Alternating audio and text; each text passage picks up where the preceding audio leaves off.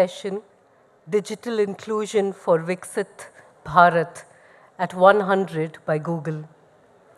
The moderator is already here. Please welcome Megna Shankaranarayanan, who heads FinTech sales team for Google India.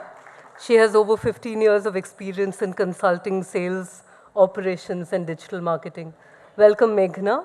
I invite you to invite the rest of the panel and introduce them. Over to you. Is it working? Okay, now it is. Somebody switched it on. It's good to be here. We have a very illustrious panel here today for the discussion, and it's my pleasure to introduce all of them to you. Firstly, we'll have Mr. Deep Kalra, who most of us know is the pioneer of online travel in the country. He founded Make My Trip in 2000, and today, Make My Trip is not only India's largest OTA, I think it's a household name, right? He's the chair of the World Travel and they switched it off again. Thank you for switching it on. Deep is the chair of the World Travel and Tourism India chapter. He's the co-chair of CII's National Committee on Tourism and Hospitality. He's also one of the founding members of Ashoka University, where incidentally I've actually played a lot of ultimate frisbee because they have some wonderful grounds. He serves on their governing board and body. He serves on the board of GMDA, which is Gurgaon's Metropolitan Development Authority. He's a believer in citizens' effort, and he's also the founder of I Am Gurgaon, which is an NGO focused on improving the quality of life in Gurgaon. Joining Deep, we'll have Dr. Kalpana Vishwanath, who's a researcher and practitioner on gender-inclusive urbanization. She's the founder, CEO of Safety Pin, a social enterprise that uses data to advocate for safe, gender-responsive urban systems. She's been an advisor to the Government of India on developing safe city indicators, to ESCAP for the State of Asian Cities report, and to UN Habitat for gender issues. She's currently a board member of SLOCAT, which is a global network on sustainable mobility. ICPC, International Center for Prevention of Crime, SWAYAM, and she's also the chair of the Jagori Research Center.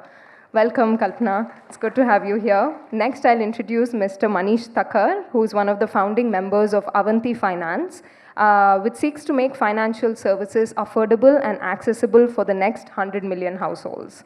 His vision is to solve the problem of financial inclusion at population scale. He spent 25 years in investment banking before founding Avanti Finance. Thanks, Manish. Our penultimate panelist is Mr. Osama Manzar. He founded the Digital Empowerment Foundation in 2002, an organization that has digitally empowered more than 35 million people via 2,000 digital centers across our country. He's influenced India's digital literacy mission, liberalized ISP licensing, and initiated a fight against misinformation at a village level that has created more than 500 rural women fact checkers. We all know we need more of those. At least I need one at home. And to complete this quintet, we have Mr. Vivek Pandit. He's the Chief Operating Officer at Generation India Foundation. Generation is an independent, non-profit organization that specializes in the field of skill development that results in sustainable employment opportunities. 91% of their learners gain employment within 3 months of completing the course. Generation has a unique 7-step methodology and works closely with donors, employers, and the government to deliver skilling programs with high placement rates. Generation is aiming to improve India's skilling outcomes through the use and adoption of its methodology. So thanks so much to everyone here. And as people come in, I'd like to first, set the stage by requesting Mr. Osama here to talk about digital inclusion landscape with respect to meaningful access. He's also told me that it's a 45-minute speech, so be prepared. But you just said in the backstage that you are going alphabetical. I will. Oh, that was introduction. Okay, thank you very much. Thank you for coming into this room. Okay, so Behind those laughs and smiles, I want to say that I'm going to say all the negative things. There is nothing positive about what I'm going to say. The landscape of India's digital landscape, especially from the rural perspective, rural India's perspective, is there are three ways of looking at it. I also know that I have a long-time friend, Rajesh, is here. Deep is here, and we were just catching up with our dot-com era. So we have been into this sector for quite some time, when few 100,000 were connectivity. But I just want, for the sake of all the people who are listening here and the player in the game, is that how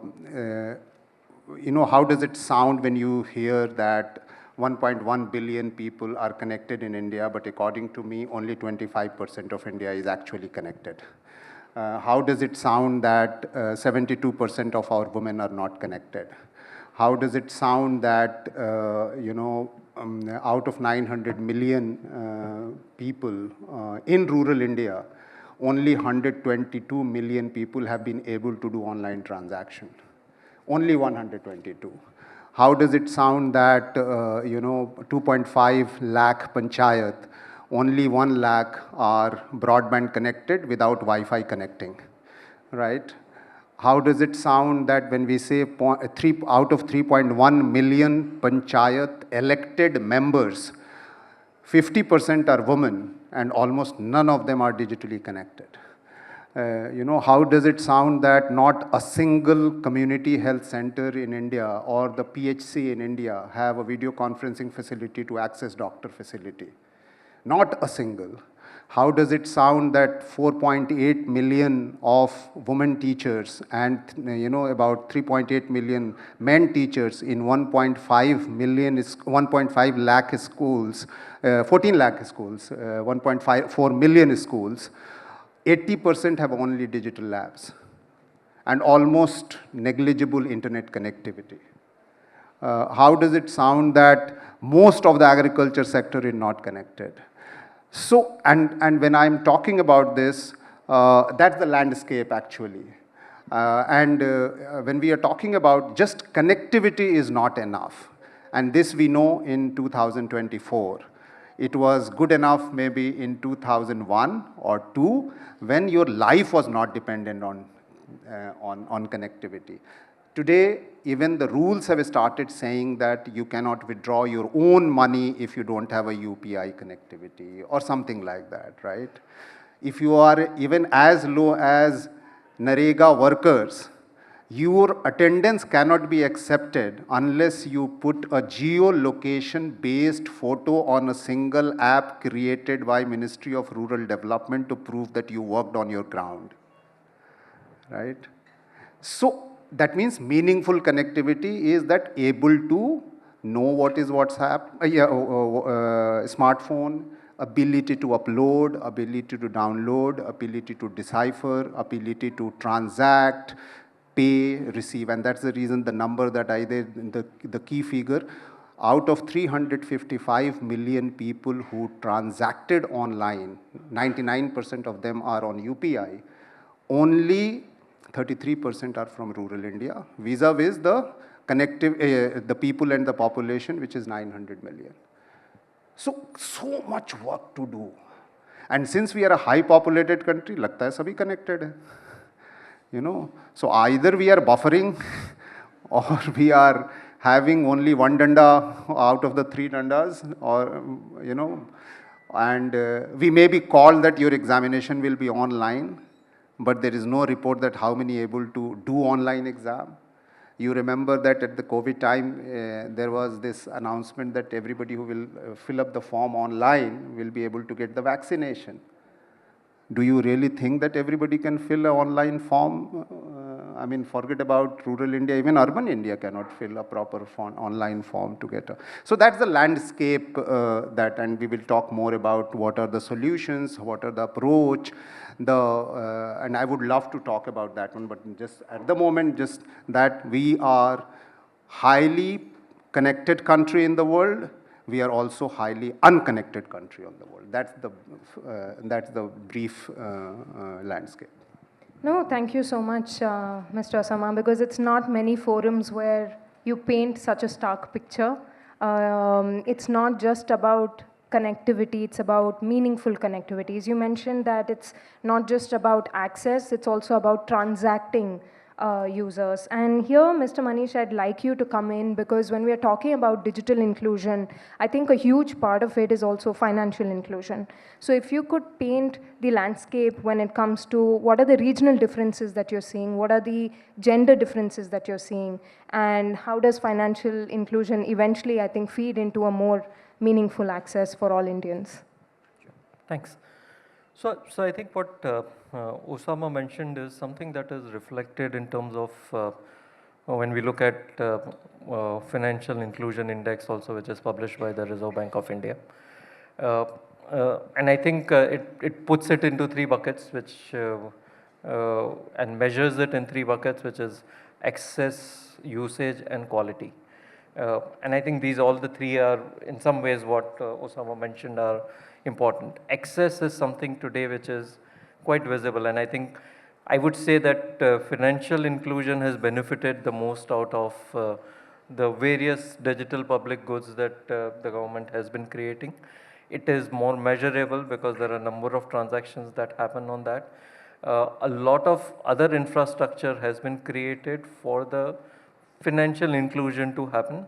I mean, it started with Aadhaar and then the Jan Dhan, so at least people have accounts. But when one looks at the usage of accounts, exactly where Osama is really looking at, very, very low usage. Most of our experience in terms of when we give loans, it ends up again getting withdrawn very next day or within a week and money lying in the pillow or somewhere informal. So the usage of the bank accounts is what needs to deepen further. The clear divide between rural and urban, again mainly because of access to smartphones. I mean, we all know actually, I mean, in a way UPI is available for feature phones as well. And it actually works. I mean, we have done almost 5 years back, we did an experiment with a group of about 36 women where we gave a loan and we mentioned that you only have to pay online. You don't have a way of, we won't accept cash. And we created all kinds of support structure for them. I mean, and the support structure is where the issues are. These are softer issues. For a UPI creation, you need a debit card. Banks do not deliver debit cards because that is the biggest source of complaint, and most debit cards sit within the branch offices, so delivery doesn't happen. So a lot of issues we see in terms of actual execution on the ground has kept the digital divide in the urban and the rural poor live and huge. Second is of course on the gender. 100% of our users have a phone number. Only about and 90% plus of our users are women, they are the primary borrowers, but only about 70%, I mean 70% of them have a feature phone, only 20% have a smartphone. Smartphone typically is there for every household, but it is typically in the hands of either the husband or the children who use it for education. So in that way, on the gender side, the divide is much larger in terms of getting access to the quality connection as well as then the usage. Usage amongst women was extremely low in terms of digital payments. I think digital payments is one area which has benefited the most in terms of the digital inclusion piece or the entire digital infrastructure. But yet if you look at the usage and the numbers that Osama talked about, largely coming from urban, rural is limited, and within that rural, if one really looks at women, they are far more limited. But on that experiment that I was talking about, where we told them only will accept through digital repayments, we created a BC infrastructure. There used to be a, in those days, what they called a Bhimbai, who used to come, he used to use the Bhim app and he used to come and charge 10 rupees per transaction, and we did it weekly because we wanted to increase the velocity to really see how practices change. And 40 rupees a month that they were paying was also a large amount, and they realized that 10 rupees for less than 2 minutes of job, is it worth it? So they approached, we were working through Seva, one of the NGOs operating in that area, and they actually taught them, those women, how to do it. So within 3 months time, 26 out of the 36 women started paying from their UPI connected feature phone.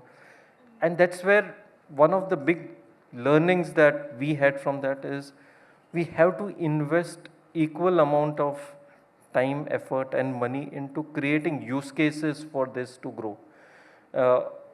Typically, most organizations end up creating use cases for the low-hanging fruit because you want to quickly make money, quickly do transactions, get valuations.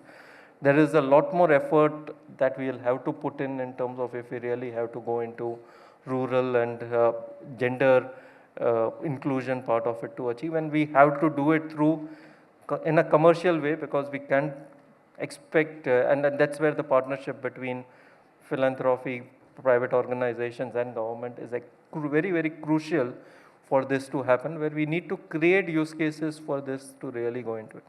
But the divide is very clear. Usage of accounts needs to be increased. Today we are seeing a lot more on payments, somewhat on credit. But if we look at the other part of financial services, which is insurance and investments, I think we have a long, long way to go. So I think that's where I would say, rural is not even a focus area for most of the, if I can talk about insurance companies or banks, they do it because they are asked to achieve certain numbers, but can they do it profitably? The cost of operations in that are something that we will have to solve through technology, we will have to solve through collaboration. I think collaboration is a big thing that we see that we need to do as to really get into the inclusion on this front. Thanks. No, thanks so much, Manish. I know you mentioned insurance. We are woefully underpenetrated, right? Like, forget rural, forget a gender state divide. I think 4 to 5% of India is insured today. And when you compare that to, Viksit Bharat, we definitely, have eons to cover. I was curious whether you want to add, or Vivek, you could come in as well. Is there a nuance of states and certain states that are, kind of more forward in thinking? And I feel you'll be able to add value because all of these are so intertwined. Digital, inclusion, financial inclusion, it stems from employment, it stems from, kind of skill development. So what is it that you are seeing? So, first of all, it's great to be on this panel. Thank you. In terms of skilling, which is like a very integral part of development for the country, I think there's a lot to be done, obviously. In terms of employment and formal employment, we have just under 10% of the population which is formally employed, and the rest are in the informal economy, which means they don't have a safety net, they don't have retirement benefits, they don't have any level of job safety. Obviously, it is up to the policymakers and the government and obviously business itself for that figure to rise. But one of the factors which contributes to this greatly is skilling. And the government has been putting, rightly so, a lot of emphasis over the last 1.5 decades. There have been ITIs which have been running for decades now. Some of them have done good work, but a lot of them have not worked out as well as they should have. Skilling, therefore, is like a stepping stone. It can't create jobs, but it can make people ready. And India is sitting on the verge of the largest demographic dividend in the world. We are the one-sixth of humanity. So, having a very large set of people who are either underemployed or unemployed is waiting for like a disaster to happen. And then there are a lot of differences, regional, state level, at the gender level. I'll not get into all of them. But what we also see is that these differences play out very starkly when, there is employment offered, or there can be meaningful employment which when given to people. I represent a company called Generation, which is into skilling. We facilitate learners to get jobs gainfully after training. We are a global entity and we've adapted this, we brought in the same methodology which has worked in over 15 countries for us to India. And the models work pretty well. But like I said, we are a smaller entity and we are making our own efforts. We are working with the government in a scheme called the Amber project, wherein we are about to train 30,000 learners with high quality jobs. Most of them are placed. The outcomes are very good, both in terms of placements as well as retention. But coming back to your question, in terms of skills which are gaining currency, or let's say differences which are there regionally, couple of things on that. One, there are services sector jobs which are rising, starting from, let's say, hospitality to retail to telecom, financial services. There are a lot of these sectors which are doing well, which continue to have like a record requirement. But then there is a sharp disconnect, meaning the companies continue to look for people, and there are unemployed, underemployed youth who remain jobless. So skilling obviously is possibly the only way this disconnect can be helped. Our methodology, which we are working with a larger set of training partners, we pass on our abilities or our capacities to them. We help them learn the entire value chain of how to do better and how do they address this. Because what has been happening is that while the government has been spending a lot of money on skilling, the outcomes have been very poor. Not for lack of effort, but probably lack of application, lack of alignment with the industry. Sometimes training happens when there are no jobs or there is no alignment with an employer. So if those gaps are taken care of, I think a lot can happen. However, we are a big country, and probably for us to reach, let's say, levels of developed countries, or even for that matter of China, which has around 40% people who are skilled, we are tottering at somewhere around 4 to 5% of the entire workforce which has received any level of skilling. But I'll stop there. Thank you. No, thank you so much. It's, every time I think about employment, I also think about the background infrastructure. And here I want Dr. Kalpana, if you can weigh in. Safety Pin's done a remarkable job, right? It's mapped multiple cities. It basically maps walkability of a city. It maps the number of public transportation bus stops. It feeds this data back to metropolitan, kind of agencies to make better decisions. In your app, because you're a researcher, you get a tough question, right? In your app, over the many years, have you seen an underrepresented group even within women, maybe from a particular geography or an economic class? And how do you really, kind of work harder at this level of inclusion? Thanks, Megna. I will talk about the app, but I'll also talk about the larger usage of technology by women, because as we just heard, the penetration of the smartphone itself is so low among women. So, and I think it's, there are 2-3 issues we need to look at here, and then I'll talk to you about among this, which women are further disadvantaged, right? So the numbers that Osama talked about, I mean, they're stark, so, India accounts for half of the global gender gap, in the digital gap. So the idea of the gender digital gap is something that we are, I think it's very high in India. The number of women who own phones is less than 25%, and these are feature phones. And even this, we know that post-COVID, it went up to nearly 80% of households who seem to have a phone. But that data is, I would not completely believe it. But when you say a family has a phone, we know that the women are the last to get usage to it. Like any other infrastructure. If the family has one motorcycle, it will be used by men. If there's one car, it will be used by men. If there's one cycle, it will be used by men. So it is, the bigger issue here is the social norms in our country. And we cannot address any issue of inclusion without understanding the deeper basis of what we're talking about. Today, we are, again, in the midst of a very heinous crime that has happened against women. And while we need to talk about getting justice for this case, it is not enough to talk about that. We have to recognize that there's a deep inequity in our homes, in our families, in our schools, in our workplaces, in our sports bodies, in the law and order system.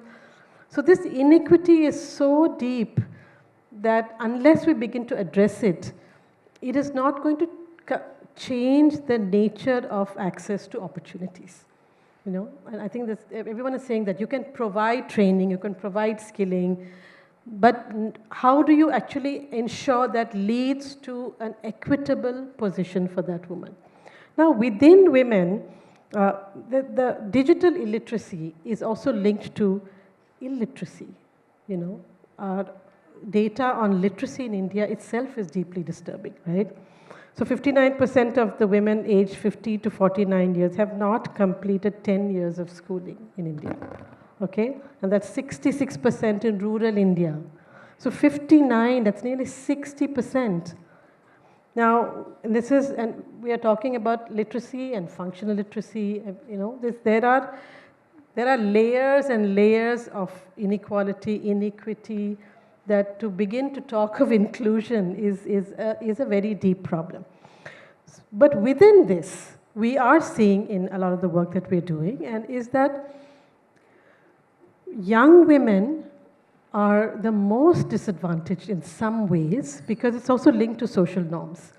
Because we have heard things that, you know, if you provide young women phones, they will go astray. There's a very deep anxiety in our culture about keeping women under control, right? So this whole thing of, you know, who will they talk to on the phone? You know, will they meet a boy?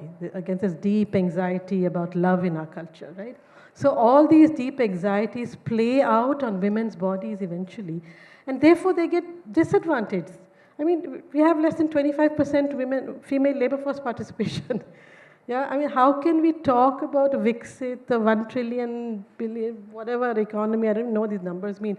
Because if you don't include 50% of the population, you know, and within that, certainly young women, the other demographic which we are finding who are getting left behind are older people and older women. This demographic dividend you're talking about, and let's finish after this, is that we are also having a very large aging population in our country, and we're not talking about it enough, right? And all the services that you're talking about are going to be needed for older people as well. Now, you go to a physical bank, all you will see are older people there. They don't trust the digital space. They are scared. They've worked their whole life to earn some money, and they've put it aside. Nobody gets a pension anymore, right? You've just got some money, you've put it. If there's some scam and you lose all that, so people are scared, right? So they're afraid also to use the digital. So I think this whole thing that you must go digital, what he's talking about, that you cannot, unless you have a UPI number, you cannot, this thing, unless you have Digi Yatra, you can't get into the airport. I think there's a problem there as well. We have to recognize that it must be a choice also somewhere, right?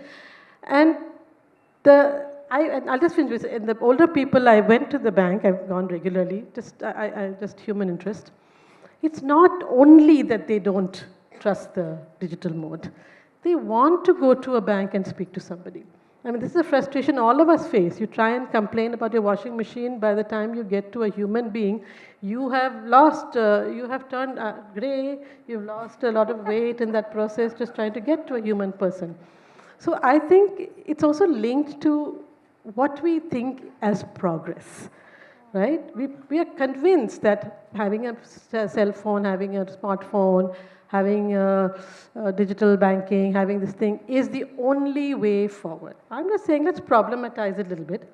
Of course there's good, but nothing, history has shown us that no development is all good. You're sitting in Google, you know that the digital freedom that it has brought us, it has also numbed our minds in so many ways that we know that we need to start looking at it. And I know Google is also looking at it. You know, we are recognizing it. So I think we need to problematize even inclusion to say, how do we truly make a world where people feel that their voices are heard, not that they're being told what to do and this is good for you and therefore do it.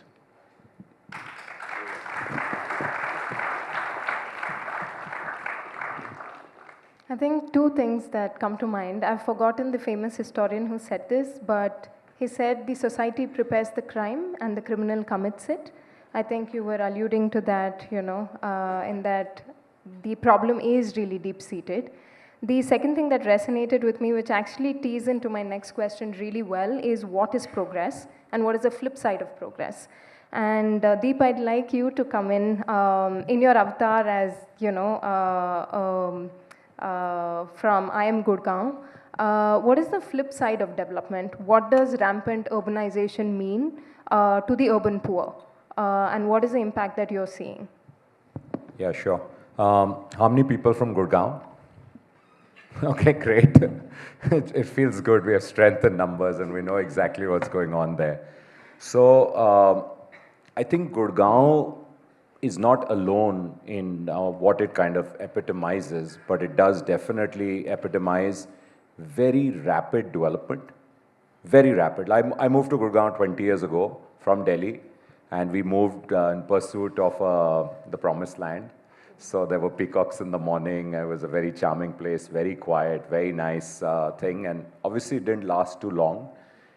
And on one side, we've even caused some of it. When I say we, many of us, because, the demand was there for better offices, better homes, and then larger offices, and therefore people, and all of that stuff was happening. I think the real problem with Gurgaon versus, let's say, a Bombay, which also has a very stark urban rich and urban poor divide, probably more than any other country in the world, any other city in the world, is that it happened over time and it probably got institutionalized. I don't know enough about it. I didn't grow up there. I have a friend out here, Shefali, who grew up there. But, and that's why I was thinking about it, that what about the other cities which went through something similar? And when, I'm sitting either with I Am Gurgaon, my colleagues, or at GMDA, and we're saying, listen, this couldn't be the first time this has happened. So I think in Gurgaon, there's been a lack of government ability to keep up with that pace, to provide the basic norms. So the basics that you need for the urban poor or the shanties, which will be there, because in India, the moment you reach a certain level of socio-economic development, you have people working for you. This is not true in many other parts of the world, but it's true of, you can call it the, I don't know, maybe the southern hemisphere, maybe certain other economies, where there's a lot of people and the labor is cheap, you will have someone to come and help you. Also, where there's basically filth and dirt every day. So when we travel overseas, we go and live very happily in a homestay apartment. We don't clean it for a week. Many of us have kids living overseas and we keep telling them, have you cleaned up your apartment? They're saying we don't need to. And they actually don't need to for a couple of weeks. In India, most of us need to clean, at least in Gurgaon, you need to clean twice a day. You're not willing to do that. You have someone else to do that because you're of supposedly higher skills, etc., etc. So I have a friend, while saying that, has robos now cleaning for them at home completely. So maybe that'll happen too. But government has not kept up. We haven't been able to give the basic amenities. And the real problem is actually on clean water availability and on sewage. That's actually the real problem. And Gurgaon has got exacerbated worse. Our problem has become much worse because a lot of the natural waterways that were underground, which were the nalas, which were meant to be the, when you have a lot of water coming in from rains like we've had, they were meant to actually take the water away to parts that needed it and to lower parts. Those have got blocked by builders who have done rampant development.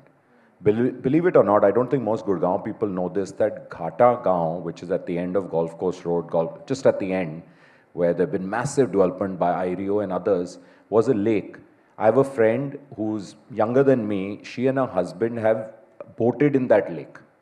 And it was there, that means like they boated in their married life in that lake, which was about 20 odd years ago. That lake does not exist. So that complete lake has gone away, besides a lot of the others. Now that's leading to the real problem.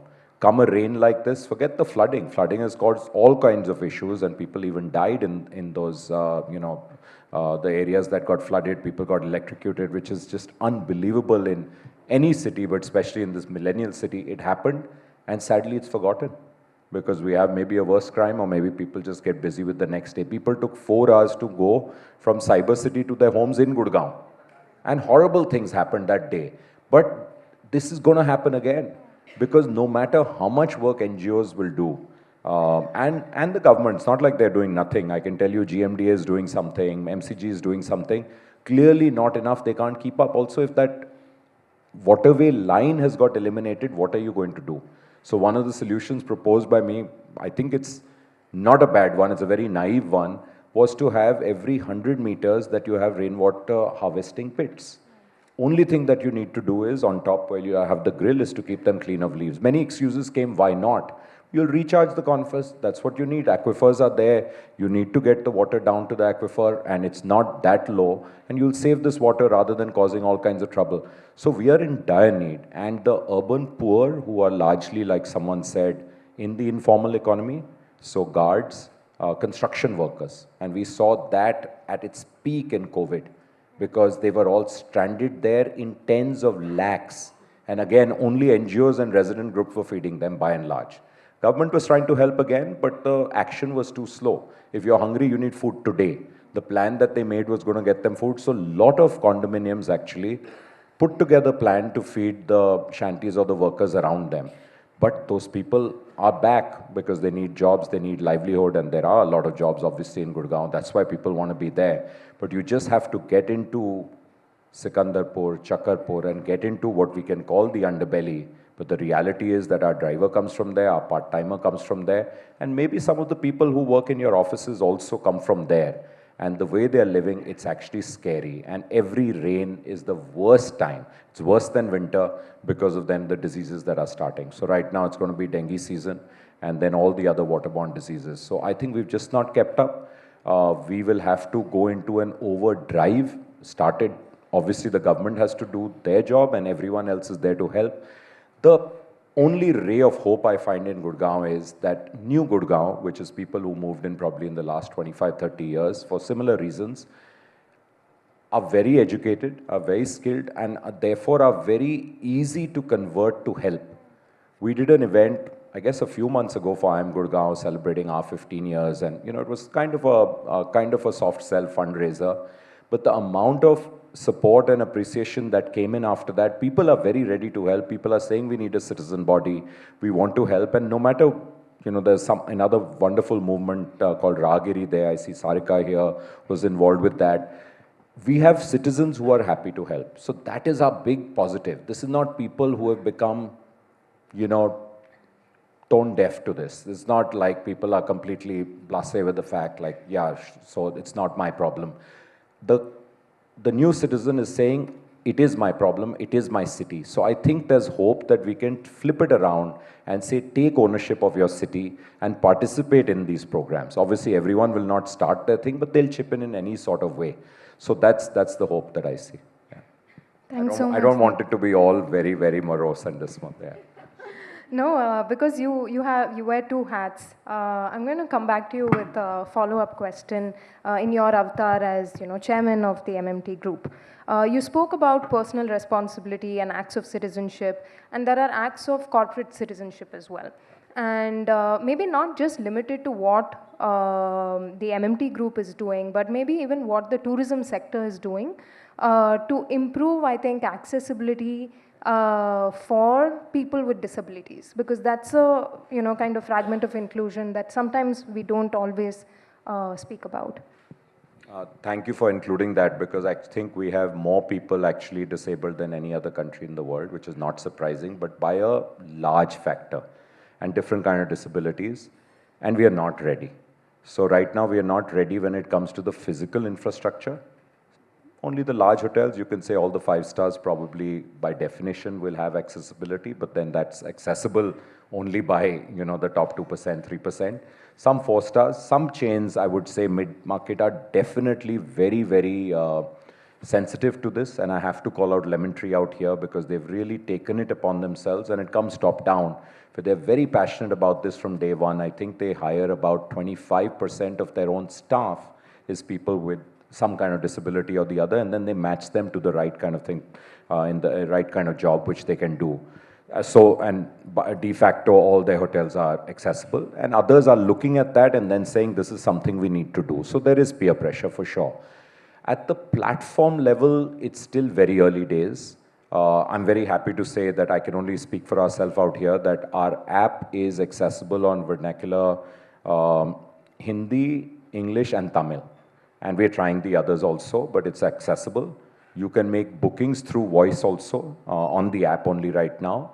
And the reason why the action has taken a long time to actually come to fruition is, A, it's very expensive.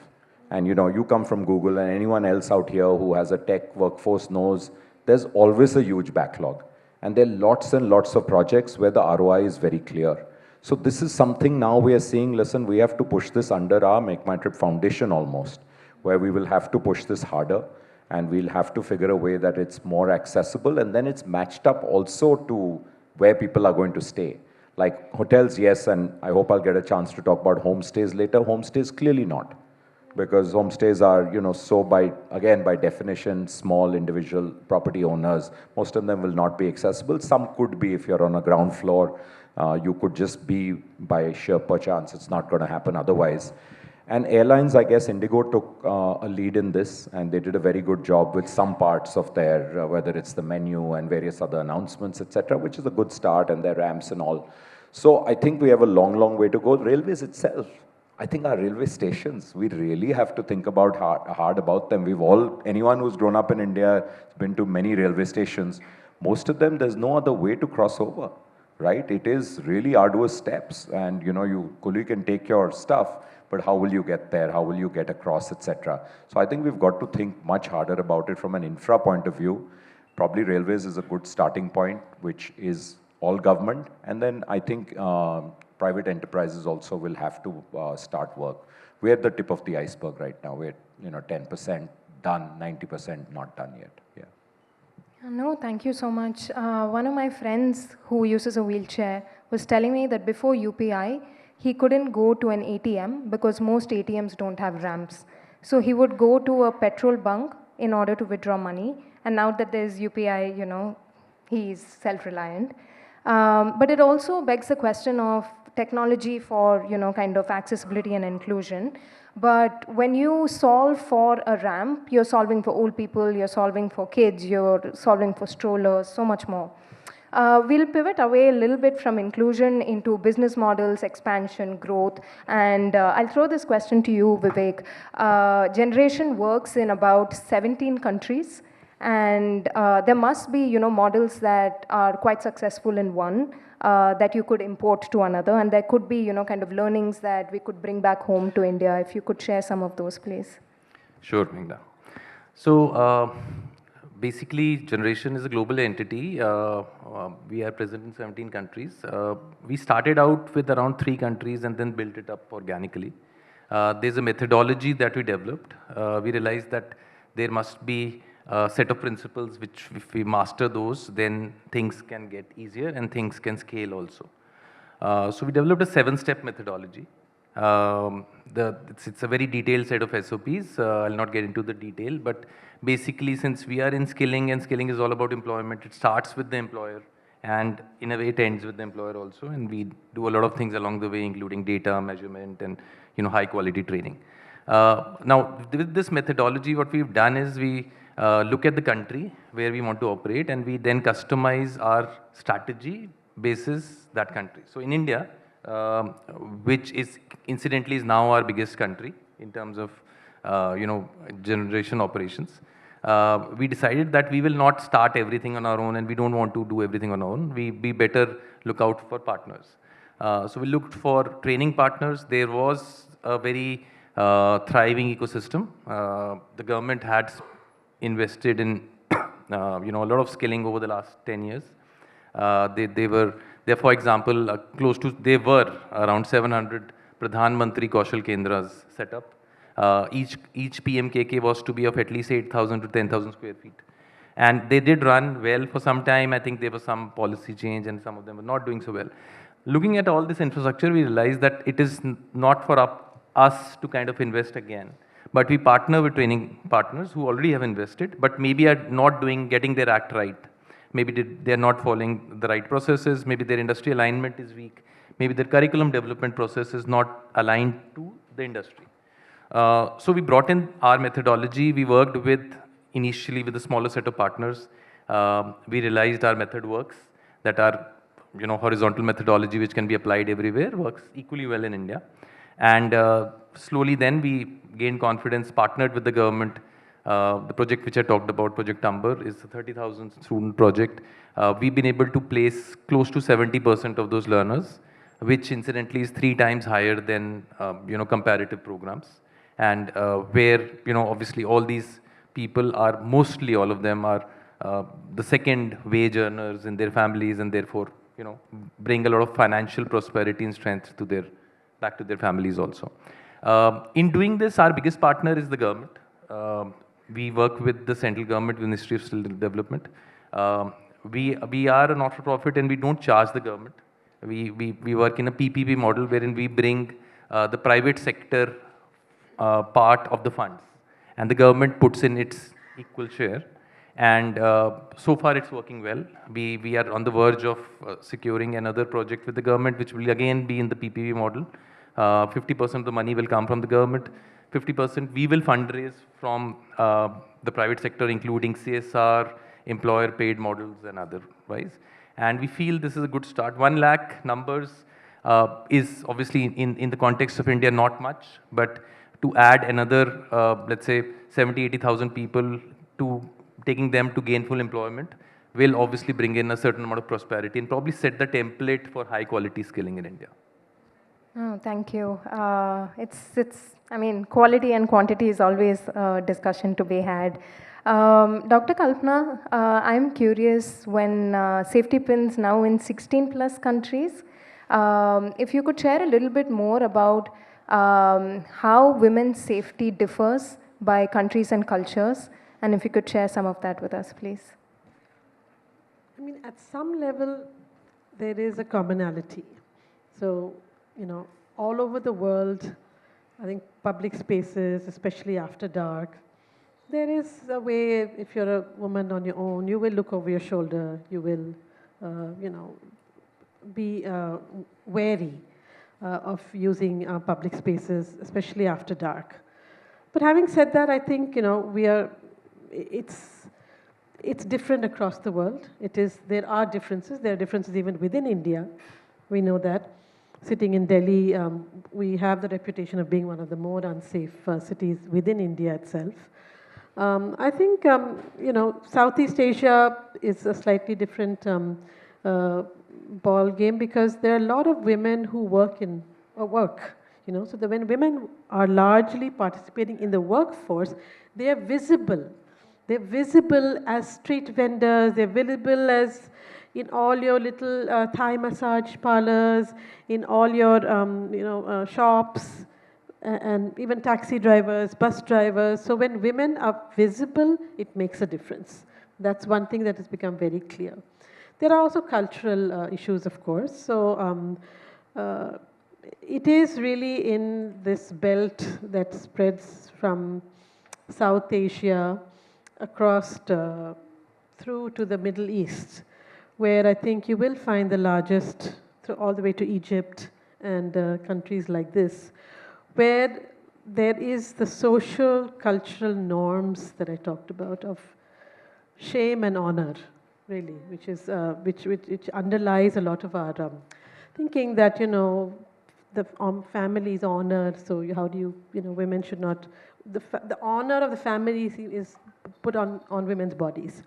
So in those cultures, there tends to be a different kind of access that is this thing. And I think in India, we have to recognize that, even as we are developing and modernizing, we need to address this. So, in Latin America, you'll see a different, again, it's been urban, it's more than 80% urban, right? And women have been working. So I think one of the big issues, and we see that even in India, in Mumbai, the number of women workers from the 1920s onwards, because of the mills, made women visible in public spaces, taking your local train, taking the buses. Similarly, not to say that there isn't sexual harassment in Mumbai. I'm not saying that any city is completely free from it, but we are finding that it is social norms, the presence of women, the acceptability of women in the workforce, which makes a big difference. And in that context, the low workforce participation is even more troubling, because they are not financially independent, they are not visible in public spaces, They don't part of financial inclusion. They're not digitally included. So, it's worrying, and I think it's something we need to take very seriously. And it cannot be done after we do something. Pehle ye kare, then we'll do inclusion. I think inclusion has to be done along with everything that you're doing at the base, so that you actually are representing the diversity that our country is. We are a very diverse country. We're proud of it, and I think we need to recognize that. Can I ask? Yeah. So Kalpana, you raised a great point, and I was just wondering, I noticed 3 cities, and there was a theory that these 3 cities have a large number of two-wheeler population and women driving two-wheelers. So I studied in Ahmedabad 2 years, and I saw it in Ahmedabad. I think it's a Gujarat thing, where the social thing is very different, and the position of women is quite different and definitely better. I've noticed it in Pune.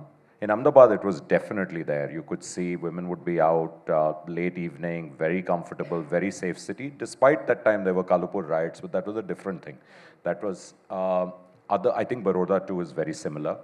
I think Pune is quite similar. And then actually, interestingly, Chandigarh, despite being capital Punjab, but Chandigarh per se had a different kind of culture, maybe because there were a lot of, I guess, educated, administrative services, etc. So is there something like that you've seen also different for different cities, not just, and then Calcutta of old, of course, I think, yeah. I think it's very much linked to the presence of women in public spaces. Whatever you're saying is just clearly that, the acceptability. And Chandigarh is the exception, because otherwise North India fares much lower than the rest of India on the presence of women in public spaces. No, visibility is definitely one of those. I mean, as an athlete myself, sometimes I will look at these public grounds, which are always almost occupied by men playing football or cricket, right? So to have groups of girls playing there has anybody seen that happen in a public ground? Thanks, Indu. Indu's a S4D activist, so she has, thanks. Manish, my question to you is actually, we've seen global models of microfinance in various parts of the world, right? But with Avanti Finance, you have access to data. If you could share a little bit about the learnings that you have seen on repayments, on how an increase in household income changes aspirations for Indians. Yeah, I think one aspect of microfinances is there in every country. I mean, we would say that typically it has been, it's known for South America or Africa and India, Bangladesh, of course. But one will be surprised to see that even in US there is a very, very large microfinance. I mean, I know a company which in US only in and around the city of New York had a book of $500 million with an interest rate as high as 18% charging and very profitable, and a lot of cash repayments. So to say, I mean, I think it's just that because the economy is so large and that's a very small portion, it doesn't get visible. While in India, I mean, microfinance is very visible because it's now a large part of the formal financing segment. I think the big difference that we are seeing, and especially the model that we have built, is around the technological changes that are happening within the Indian landscape.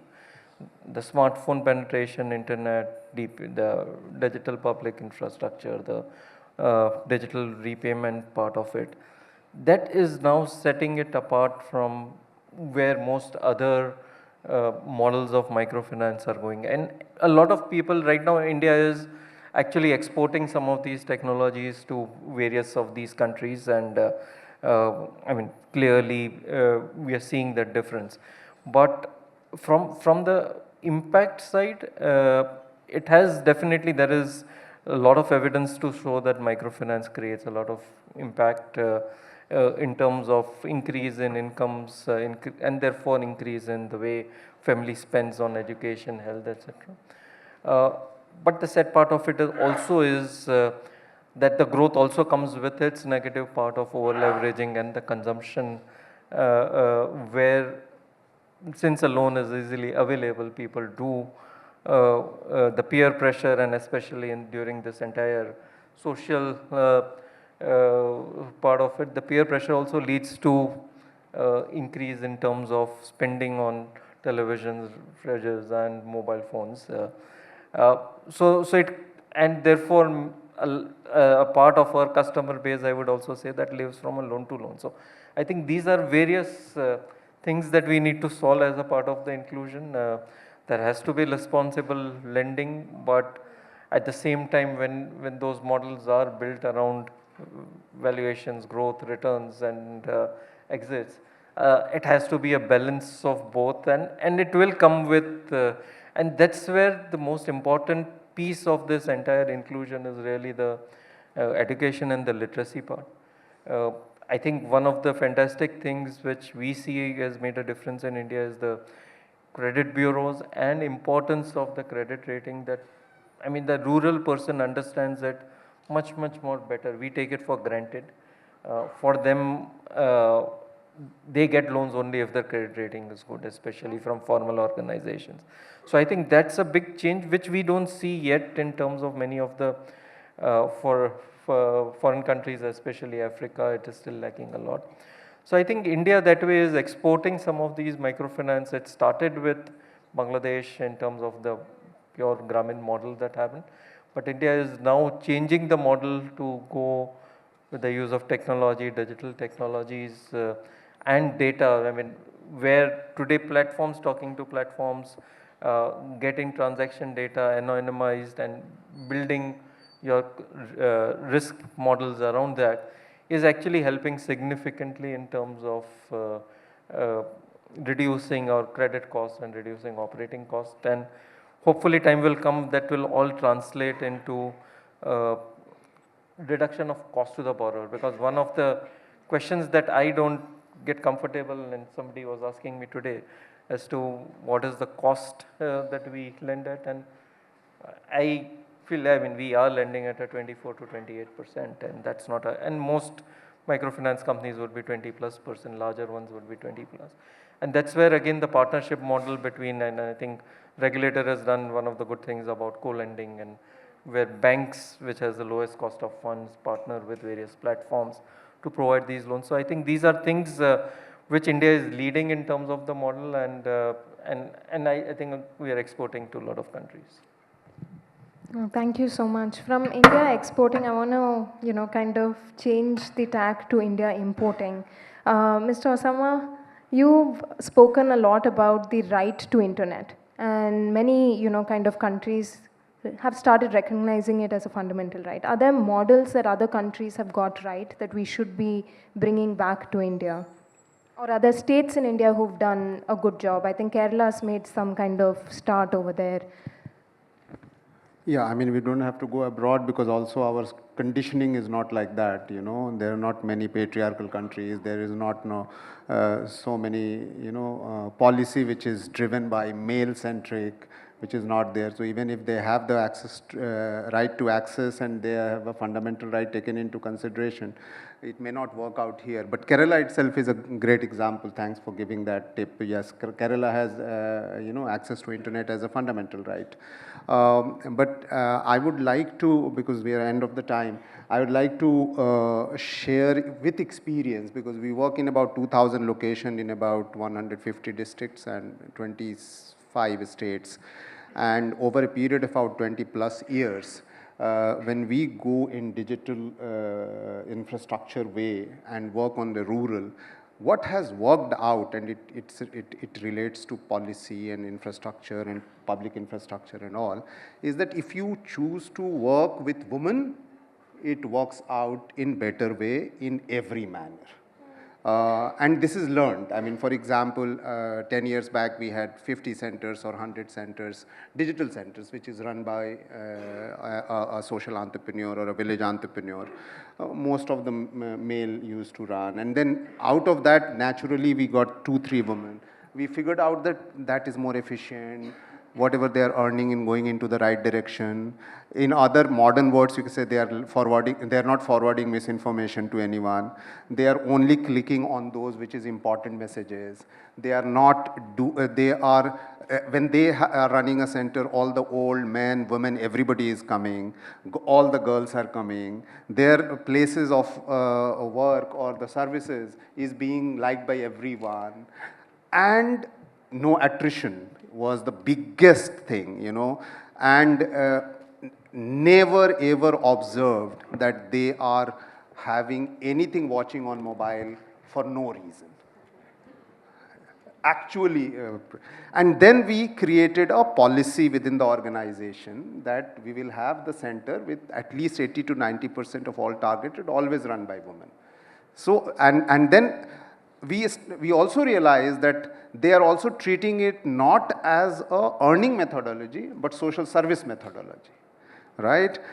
And then whatever they are earning, either going for children fees or teaching or learning and all. So it was so many. And then we asked one of the organization to do a research, and they came out with a complete data-driven 15 years of work research is that when you work in rural India with digital intervention and the protagonist is woman, then the impact is multifaceted, right? And therefore, I just reverse tracking and trying to tell is that do we make a policy like that at education level penetration? Do we have any policy maker having women included into that one? Do we say that when the next mobile distribution will take place, it will be only to the women of the house? And we literally learned. एक बार हमारे पास एक scheme I, and it was a frugal technology-based scheme. Is that we will do mentor-based training to Adivasi girls. And we said कि बहुत कम पैसे में बहुत ज़्यादा काम करना है. So we chose in one area 5 Adivasi girls, and the mentor is from Washington or from Gurgaon or from across language barrier. And the job was only on weekend you talk to each other for 2 hours. It used to be called GOAL, G-O-A-L, going online as leaders. We acronymed it. And we experimented with all my women friends to become a mentor and 5 Adivasi girls. And within 1 month or 2 months, they were like flying. I want to do this, I want to have a center, I want to become pilot, So it was not actually digital literacy or on any literacy. It was a behavioral literacy actually. It was an aspirational literacy just by talking to each other on video. In that scheme, when we said that we have come up with this so many mobile phones to distribute, in each house they said, मेरे बेटे को दे दो, मेरे husband को दे दो, या मेरे भाई को दे दो. We said कि ऐसे तो नहीं चलेगा. Then we said कि ये scheme ही बनी है लड़कियों के लिए. It will only be given. So one word is called scheme. It is only meant.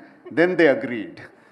And when they agreed to have this mobile in the family, so we created a scenario that mentor will be a woman. So there is a safety net that my girl is talking to a woman. So there is not too much. And then gradually it started converting. And all these learning, and I said that sometimes we hear that in UP they are distributing laptops, somebody somewhere I distribute, but there is no policy that we actually work with women-centric institutions to create fighting gender digital divide. Aapke ek panth do kaj, and then you also create a better impact. And just to give you a data point, we have 2.42 million frontline health workers. How about working with them? Because they take care of the village, they take care of women. We have about 118 million cultivators, 30% are female. We have 144 million agri-laborers, 42% are women. How about you create a scheme कि मैं औरतों के साथ ही काम करूँगा जो cultivator है या वो है. We have about 3.5 million handloom workers, 72% women. How about you say कि आपको बेचना है अपने काम काज के artisan के work, we are giving you for this mobile or whatever, you are integrating with them. And when you do this, you have to fight less misinformation, less fake news, and less hate speech. you know, and I will give you on data on that also, is that out of 122 million people from rural India who did transaction, which I earlier mentioned, 99% on UPI, but the transaction was done by only 6% of the total transacted people. That means volume is very high. But 49% of all online fraud happened on UPI. And the minimum was done when the woman was using. So, you know, it is so beautiful that we map the India's rural India and then map the institution which is naturally penetrated by women. I'm not even saying कि आप ऐसी बनाओ. You know, PHCs जो हैं औरतों की, teacher औरतें हैं, पंचायत के elected member औरतें हैं, या cultivator औरतें हैं, आप उनके पास जाओ. And then you see, you have to less monitor. You have to less do, bother about the financial transaction issues, and you have more entrepreneurship and bigger impact. That's what I would like to, end with saying is that we need really a very strong way of looking at digital policy and digital public infrastructure to be looked at it from a feminist angle. And then only we are going to have this problem solved. Thanks so much.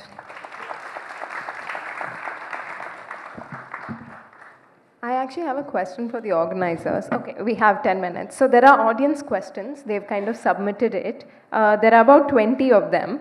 So maybe we'll take a couple. I'll handpick some of them and we'll take 2 or 3. Deep, this is for you because it says, how would IIM Gurgaon address basic unlivability of India's urban landscape, extreme temperature and pollution to be specific? Can it even be addressed? Yeah, I don't know about national, but let's talk about Gurgaon. And I think we touched upon this, so since time is short, who asked the question? It's... Okay, no, it's a good question, but... They're not owning to it. Yeah, yours? Okay, no, it's a great question. And like I said, I think the city is still not that big that these problems cannot be solved. It's not like something which I don't believe that the ship has sailed, even though when we get together, we talk, oh my God, this city is only going down.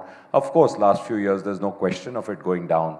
But we can definitely rally together. I think IIM Gurgaon wants more and more supporters. So we have about 10 projects now across the city.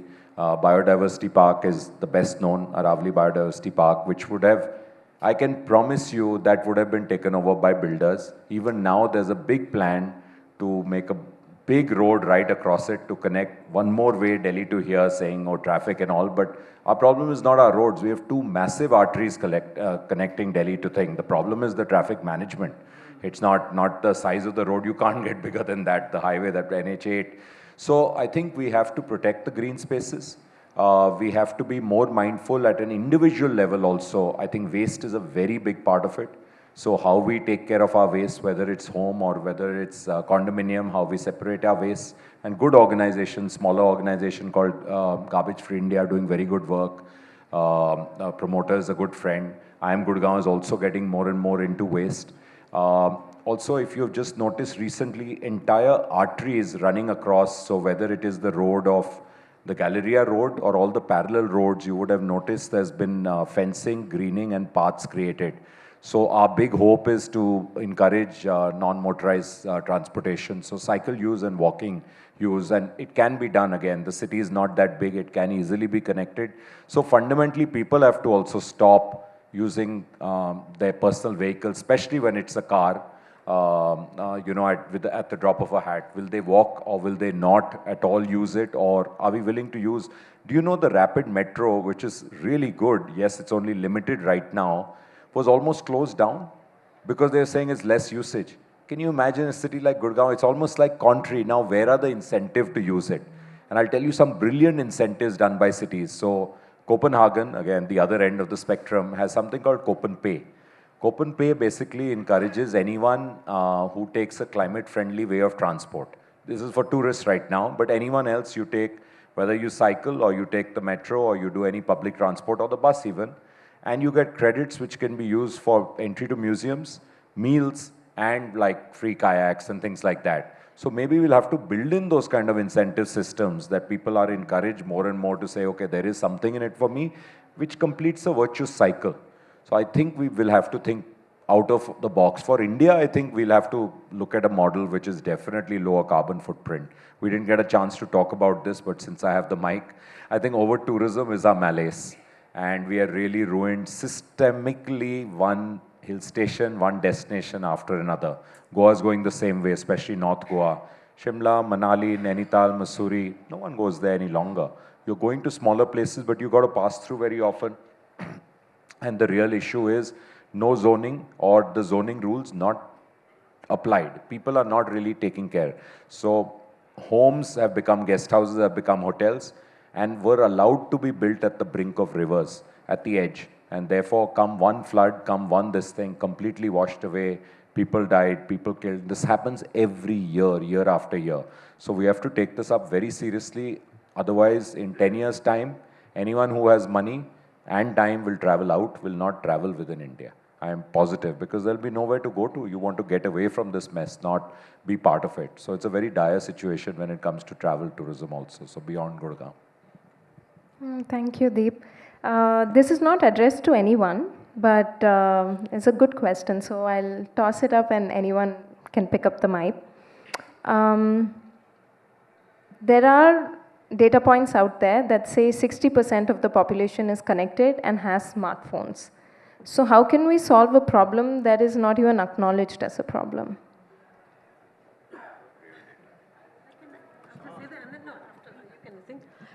I think, the problem is we don't have good data. And I think this is something that is, first of all, we lost a whole census. So we don't have population-wide data about certain things. So I think when somebody says, yes, yesterday morning, the data that we're sharing today is very different from what was shared yesterday morning in the plenary.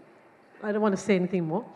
So the truth is that, you can say that we have this many cell phones and this much connectivity, and I'm going to hand over to Osama, country can ask more, but I think it's just that data is not something that is in itself true, right? It's how you present it, how you put it together. And today, the WhatsApp is misinformation is the bane of that. I mean, it epitomizes that, because people think that if it's in print, if it's in WhatsApp or it's on Facebook, it must be true. But it's been manipulated, and we know the data is being manipulated. I think we need to call out some of this data manipulation. You're right, it's not true. That is not the penetration of cell phones. And I think people who are working, you and you and you, need to recognize that this is not completely true data. And Yeah, so one of the answer, how do we look at it, is the answer is that is also true that there is a data of 60% people are connected. And I'm actually saying, no, I'm not denying that, right? Just that connectivity is not working is what I'm trying to say, right? And that data is also available. And the second thing is that, when we say, are we digitally included? You feel like positive, no? Last year, 5 women were connected. This year, 10 women, 100% rise. I am saying, unko bhi bata do jo nahi connected hai. So what I am saying is that you are absolutely right. I am just saying those who are not connected, right? So digital exclusion is the word that I usually use. And I didn't start using it, forever. I started using it when exclusion started happening on the basis of the decision that you take on connectivity, and start making rules which presume that everybody is connected, right? That is when I started using digital exclusion. For example, you make a rule that every woman is connected, and actually, even if every woman is connected, लेकिन उसमें से 50 लोगों को buffer कर रहे हैं हर वक्त, that I need to understand, because you made a rule now. Because of that rule, I cannot withdraw money in physicality, because you have made a rule like that, right? So it has to be seen, and the contextualization of data is always and always important. And just to give that last one example, again, 900 million population says 800, yeah, that's rural. total population which is connected to internet is 820 million internet users. That is a data that is everybody is using. आप उसके अंदर जाके पढ़ोगे तो उसमें बोलेगा कि 50% people use internet only once or twice or thrice in a year. ये मेरे अब्बा जो है फोन करते हैं मेरे बेटे से बात करने के लिए साल में एक बार, उनका भी डेटा है उसमें, जिनको कुछ नहीं पता कि क्या है. So I'm just trying to put into perspective, right? Right. So, and then out of that it says 442 million in rural India. And IAMAI data will say, and I'm sure Deep you would remember, so say that growth rural India में penetration का पहले साल 300 million था, फिर 400 हुआ और 442 million हो गया. बिल्कुल सही है, मैं आपको झूठ थोड़ी बोल रहा हूँ. मैं बोल रहा हूँ कि बाकी 540 million के पास नहीं है connectivity. And rest of the 542 million is twice the population of America. And half the population of Europe or whatever, something like that, right? So I'm just trying to put that into perspective, and I'm saying that out of that 54% are male and 46% are female, right? And in that 46% I'm putting a data that कि उसको छूने को भी नहीं मिलता है क्योंकि उसके घर में पड़ा है इसलिए तुमने बोल दिया कि उसके घर में है. So that is the data का गेम ही यही है, खेलते रहो कबड्डी की तरह आप, you know.